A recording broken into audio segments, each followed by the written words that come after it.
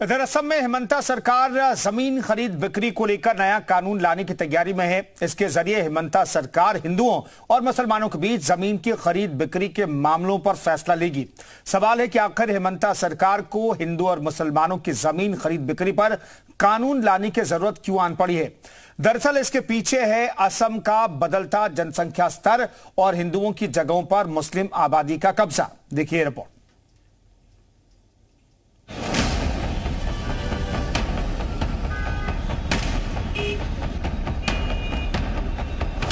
असम में तेजी से बढ़ती मुस्लिम आबादी के बीच फंसे हिंदू अपने ही देश में अल्पसंख्यक होने की कगार पर है और कई जगहों पर तो हिंदू आबादी पर मुस्लिम आबादी पूरी तरह से हावी हो चुकी है।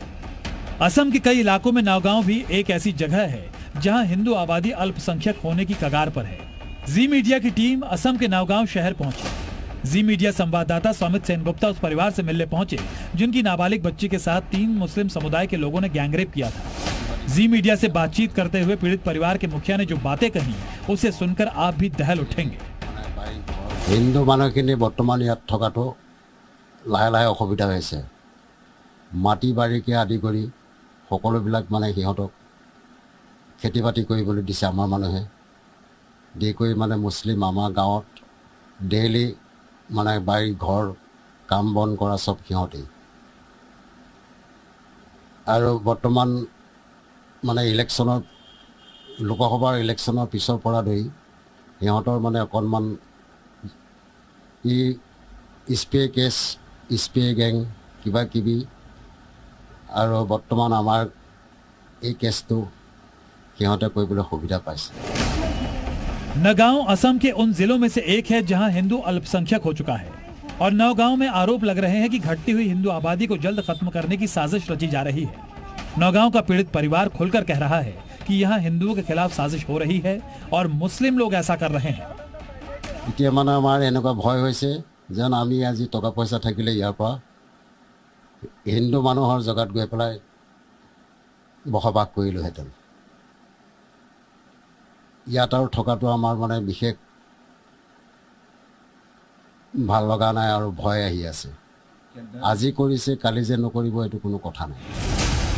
देश में पश्चिम बंगाल के साथ साथ असम में भी मुस्लिम आबादी तेजी से बढ़ी है।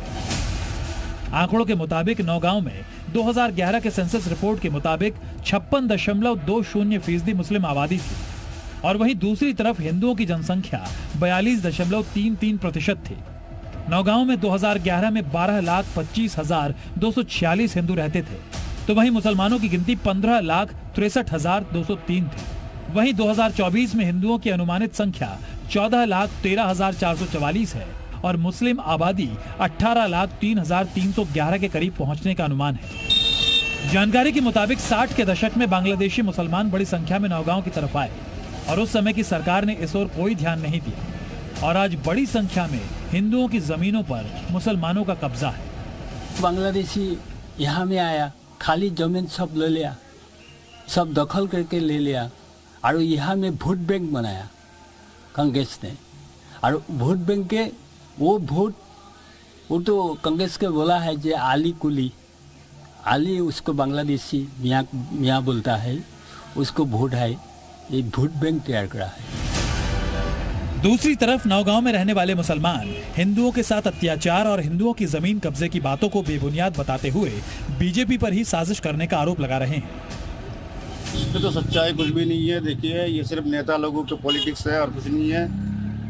ये सब चीज़ें करके हिंदू मुस्लिम को आपस में लड़ा के वो सिर्फ अपनी राजनीतिक करियर को आगे बढ़ाना चाहते हैं, अपनी सीट को पक्की करना चाहते हैं। बिल्कुल यहाँ हिंदू मुस्लिम सब मिलजुल कर रह रहा है, लेकिन बीजेपी का एक एजेंडा है। देखिए हम लोग पॉलिटिशियन नहीं है, लेकिन एज ए पब्लिक हमारे सामने सब कुछ बराबर है।